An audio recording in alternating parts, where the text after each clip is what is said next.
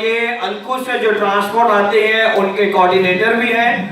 और जिस दिन से इन्हें ये खिदमत मिली, दूसरे दिन इनकी कंपनी ने इनको ओमान शिफ्ट कर दिया। और जब ओमान शिफ्ट कर दिया तो ये बड़े परेशान हुए। इन्होंने फोन किया कि पास्टर जी उन्होंने मुझे ओमान भेज दिया है, तो मैं तो फ्राइडे को गया, कभी भी नहीं आ सकूंगा। तो दूसरे ही दिन इसने वहां से अपने मैनेजर को बोला कि मैंने वापस जाना है। उसने कहा वापस नहीं जाओगे, अब तुम घर ही जाओगे।